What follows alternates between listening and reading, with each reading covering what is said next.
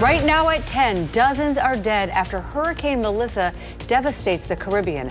We'll look at the damage and where that storm is now. And recovery efforts are underway in Jamaica. We'll hear from a local man awaiting word from family members on the island. Plus, later at 10, Jordan Love had a great performance against his mentor Sunday, while he says he's riding high after the win. And that's all coming up on News 3 Now at 10. Good evening. Thanks for joining us, everyone. I'm Sarah Carlson. And I'm Eric Franke. We begin tonight with a look at the weather and what's become of Hurricane Melissa, and also a check of our forecast. But first, Blaze with a look at the tropics. That's right. Hurricane Melissa continues to be still a Category 2 hurricane with winds now at 100 miles per hour. Now that she has moved out of most of the Caribbean islands over Cuba through the Bahamas, she's going to be moving into more open waters. Still warm down there in the Atlantic, so she is likely going to continue to maintain that Category 2 strength. Obviously, not living up to what she once was, which was a powerful, one of the strongest hurricanes in the Atlantic basin. Where does her path take her from now? Well, she'll continue to move up parallel to the East Coast, not expected to make landfall, still as a Category 2, before entering into cooler waters where she'll be downgraded to a Category 1 as we head into the weekend. From there, she will become a post-tropical low as she moves closer and closer to not only Iceland, but Greenland, as well as eventually the UK. When looking at her minimum pressure at 892 millibars, she ties the Labor Day hurricane back in 1935 as the third strongest hurricane in the Atlantic basin. Wilma is the strongest with a bare minimum pressure of 882 millibars. What do these millibars mean? That is the essential strength of either a low or a high pressure system. The lower these numbers, the stronger these hurricanes are. So she was certainly up there in terms of one of the strongest, easily in the top 3 strongest hurricanes in the Atlantic basin. From here, she's going to be entering cold water, which is going to weaken her because hurricanes and tropical systems, they feed on the warm moisture and humidity from warm ocean waters. Dry air can also help suffocate a hurricane or a tropical system. Up and down movement of air essentially tears it apart, which all can occur over landfall where they can't essentially eat their food, which is, as I just explained, the warm water. Now back at home, after revisiting Melissa, we are going to be dealing with a little bit of fog tomorrow morning, especially there closer to Lake Michigan. We'll take a look at how cold we'll get tonight and what obviously lies ahead for Halloween in just a few minutes. All right, Blaze, thank you. And as he said with Melissa, into the Bahamas at this hour, the storm responsible for some 30 deaths across the Caribbean. 25 of those deaths happened in Haiti. Cheryl Hubbard has more on the dire situation playing out across that region. Cleanup and recovery are underway in the Caribbean following Hurricane Melissa. In Jamaica, residents and police seen clearing roads and removing downed trees Wednesday after the storm tore across the island. In the aftermath, communities are left with widespread flooding, debris, and power outages. Hurricanes and earthquakes is not unusual to Jamaica, but Melissa perhaps has been the greatest one that we have experienced. Melissa made landfall in Jamaica Tuesday as a Category 5 hurricane. By early Wednesday, the storm weakened to Category 3 strength when it hit Cuba. Video shows rain rushing down flooded streets and into homes in Santiago de Cuba. Cuba's government saying overflowing rivers cut off more than 140,000 people. Officials in Jamaica say residents in areas devastated by the storm are also trapped. We also need to get food to these areas because a lot of these people are cut off and do need food supplies flown into them. Many roads impassable. Several ambulances headed for Jamaica's hard-hit west coast got stuck in the mud. The entire country declared a disaster area by the Prime Minister. Historic buildings, churches, courthouse, the parish council, and all the heritage buildings have been destroyed. I'm Sherelle Hubbard reporting. And the U.S. State Department says that it was deploying a regional disaster response team and other resources across Caribbean countries. Emergency relief flights could take off as early as tomorrow. And in Monona, the owners of David's Jamaican Cuisine are waiting to hear back from their families that live in Jamaica. And this happens a day after Melissa's landfall. Our Tanisha Shaw covering ways you can help those in need. On a regular Wednesday afternoon, the owners of Davis Jamaican Cuisine would be waiting for customers. Thing with rice and beans and vegetables. I never seen that island like that. Now, David Blake is not only waiting to hear from customers, but he's also waiting to hear from his family in Jamaica. We're getting a little signal, but in and out, the signal is not coming back quite yet. In some area, you can get signal. Hurricane Melissa made landfall in Jamaica on Tuesday as a Category 5 hurricane. It's very hard, very hard, very hard. It's been the worst on record. 175 years, and that's the worst storm on record. Here you're seeing the aftermath of the strong winds and pouring rain, leaving Jamaica with damaged buildings and spotty service. The power wires are down and everything like that. Before Blake opened up his restaurant, he grew up in Jamaica, and most of his family still lives there. I'm from Westmoreland. That get hit pretty hard. Even though it's been hard not hearing from his family, he says that Jamaicans have always been resilient. Life is a one-time thing, so you have to thank God that everybody's still alive. I hope we don't find anybody dead anymore, so we can always rebuild and ever since once you have life, there's always hope. You have to pick up the pieces and rebuild. And there's also ways that you can help. David's Place is giving 20% of their sales to Jamaica as long as you spend at least $50. And another Jamaican family that lives here in Madison has a GoFundMe right now. Reporting in the newsroom, Tanasia Shaw, Fox 47. Tanasia, thank you. And we have all the information on how you can donate on our website, channel3000.com. In other news, the man accused of killing his partner and 2 young girls in New Lisbon last December has pleaded not guilty to the charges. Prosecutors say Virgil Thu killed Elizabeth Kolba along with 2 girls. Their bodies were found at a New Lisbon home on December 30th, 2024. After several days on the run, he was caught on January 9th. Thu was facing a number of charges, including first-degree intentional homicide. To these charges, how do you plead? Not guilty. Thu is being held on a $5 million cash bond. A 9-day jury trial has been set now for December 1st, 2026. Legal experts and community leaders gathered in Madison today to tackle a growing concern: access to justice in rural America. The Rural Justice Conference is shining a light on the barriers many people face when they try to get legal help. The president of the Legal Services Corporation says many deal with serious issues like eviction, domestic violence, veterans benefits, or disaster relief, but have nowhere to turn. There are too few lawyers. 41% of the counties in America are defined as legal deserts, where there's less than 1 lawyer per 1,000 residents. And so there are no lawyers, and historically, without a lawyer, you're out of luck. Now, if you'd like to get involved or learn more about free legal aid in your area, visit lsc.gov or contact Legal Action of Wisconsin or Wisconsin Judicare. Well, the next Beloit police chief has been chosen. The city's Police and Fire Commission announced that Commander Shanella Stewart accepted a conditional offer. It includes a background check and formal approval by the commission. Stewart has 19 years of law enforcement experience and is currently serving as a unit commander in Oak Park, Illinois. She would succeed Andre Sales, who stepped down in May and accepted a role with the Seattle Police Department. The road to recovery has begun as the last survivor of the December shooting at Abundant Life Christian School leaves the hospital. When Sammy Garduño Martinez was admitted to the hospital, doctors told his mother that almost 45% of his brain had been damaged, and if he were to wake up, he'd be in a vegetative state. But Sammy woke up, and after making progress, on October 8th, he was sent off to a rehabilitative center in Chicago to relearn how to swallow, talk, and walk. Our journey is not finished yet.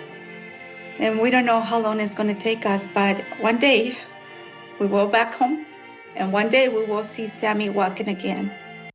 Sammy's family has been left with endless hospital bills, now also needing a specialized wheelchair, a van, and an accessible home. They've created a GoFundMe to help cover those costs. The Madison School Board has approved the fall budget for the district. That new budget is roughly $668 million. The board also voted to raise the total tax levy to almost $480 million. That means the owner of an average Madison home will see an increase of about $684 on their property taxes. But that number drops when you factor in the state's school levy tax credit. we don't want to be too optimistic in terms of telling voters, if you vote yes, this is what the average home tax increase would be. So we're quite a bit under our projected property tax impacts. That November 2024 operating referendum provides $100 million over 4 years and a $325 per student increase this year. Several retailers and companies are ramping up seasonal hiring, while others have said they will be scaling back. Target recently announcing it'll be adding seasonal jobs, but didn't specify how many. And that news comes as the company cuts 1,800 corporate jobs. Amazon also announcing mass corporate layoffs this week, but the company says it is still hiring 250,000 people for the busy shopping season. The Postal Service adding 14,000 seasonal jobs, far fewer than the 40,000 just a few years ago. And the Federal Reserve cuts its benchmark rate again, citing a continued weakening in the labor market. A 1/4 point cut. That brings the benchmark rate down to its lowest level since 2022. The government shutdown delayed key economic data, forcing the Fed to rely on private sector surveys instead. But the Bureau of Labor Statistics did release a belated consumer price index report, which showed inflation at 3%, still above the Fed's 2% target rate. The thinking is, I think it's appropriate that this is one-off. It's related to the tariffs. Once the tariffs settle down and we all adjust, then the inflation will recede. According to the Conference Board, one measure of Americans' short-term outlook for income in the job market fell to 71.5. A number below 80 typically signals a recession is on the horizon. Before the season comes to a close, the City of Madison released its annual food cart review. 26 volunteers made their reviews based on topics like design, cleanliness, food flavor, creativity, and overall experience. Out of 100 points, Circo, Peruvian Foods, and Circo Cart 2 took the first and third place spots. Now, in order to see the complete review and food cart rankings, we have a link on our website, channel3000.com, at this story. Now, once next year's official map of vending locations is approved, sites will be assigned by the City Street Vending Program based on rankings, and next season officially starts on April 15th. So to come at 10, there's a new resident at the Vila Zoo who's checking out his new digs. And Jordan Love had an impressive performance against the Steelers, the accolade he's received that's giving him a confidence boost.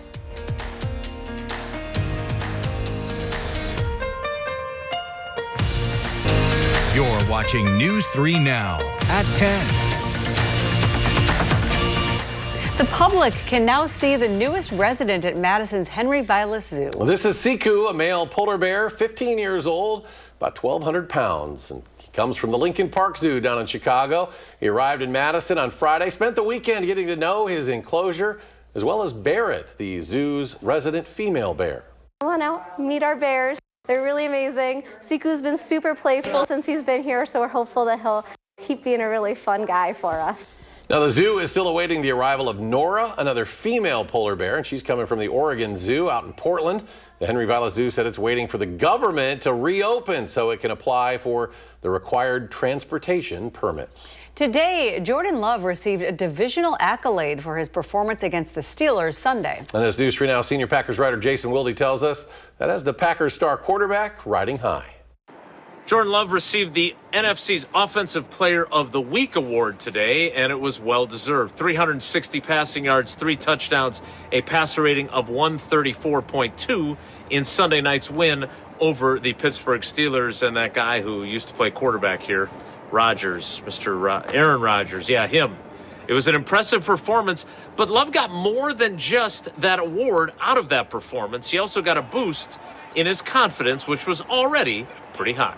I think anytime you play well, it's always a confidence booster. For you, as a team, as an offense, come away with a win, to be able to put up a good second half like that, I think all those things are confidence boosters. I think, getting the player of the week, I think those are just, cool accolades for the side. But I think, obviously, the way you go out there and play, playing well gives you confidence going forward.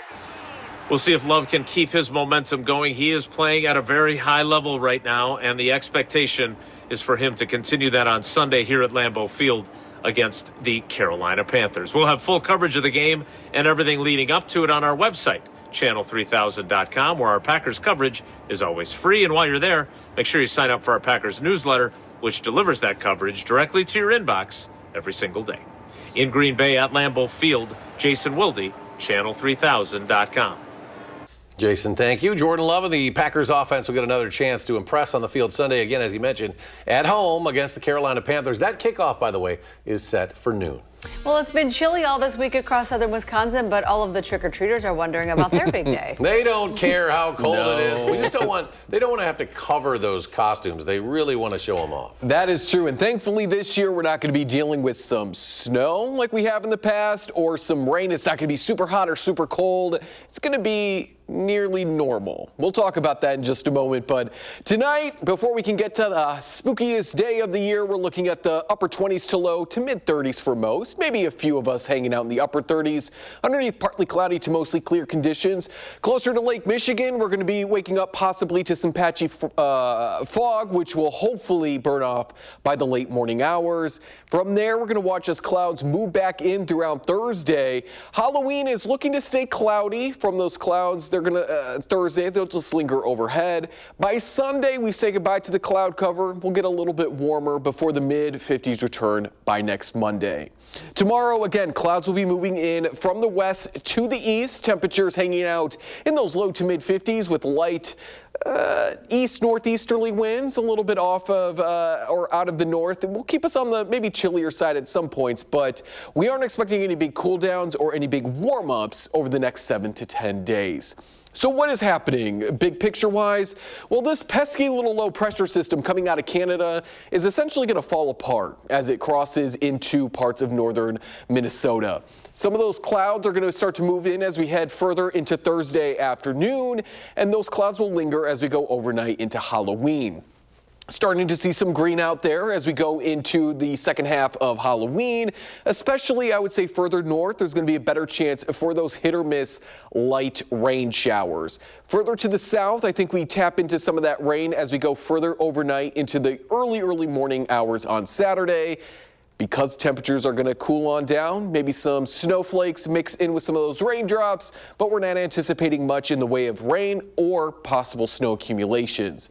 Let's take it down closer to home. We're starting out at 2 p.m. on Friday on Future Track.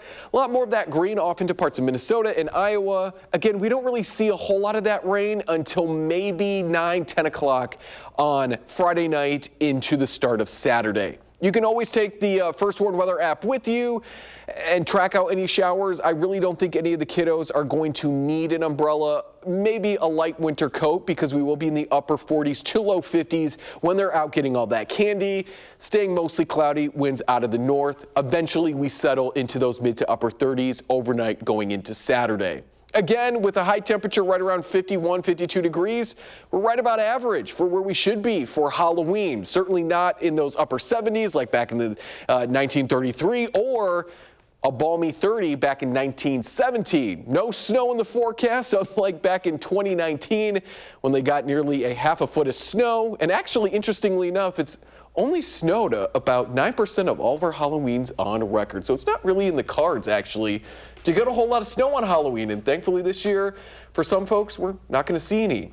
If you're going to be heading up to Lambeau on Sunday, mostly cloudy, a little bit on the breezier side, but those winds clear out the clouds and warm us up as we head into the start of next week. Looks like football weather. It certainly does, and feels like it too.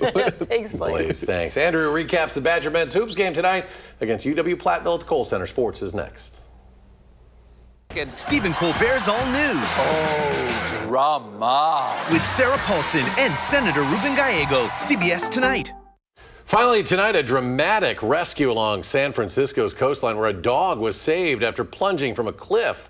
Authorities say the brown and white pup slipped off the steep bluff while playing with another dog, falling about 40 feet before landing on that narrow ledge above the beach. Imagine that, 40 feet. So for nearly 20 minutes, the dog waited as rescuers set up a high-angle rigging system to pull it back safely. Oh my goodness. So you can see this video from the San Francisco Police Department showing firefighters carefully hoisting the animal to the top. The pup has since been reunited with its owner and is uninjured.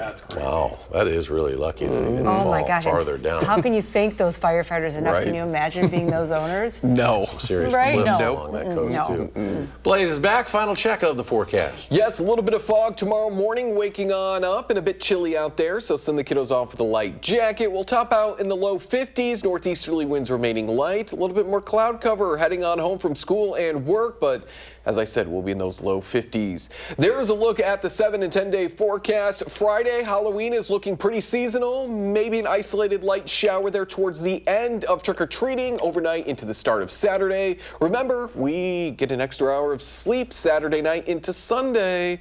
And that means we'll just take that a little Blaze bit is really longer. excited I about am that, folks. excited. I am yes. too. A little bit longer to get to next week when we're back into the 50s. I think everybody needs that about this I time. think so, yeah. All right. Thanks for watching, everyone. The Late Show's up next. And our next newscast tomorrow morning, 4:30. You can always find us streaming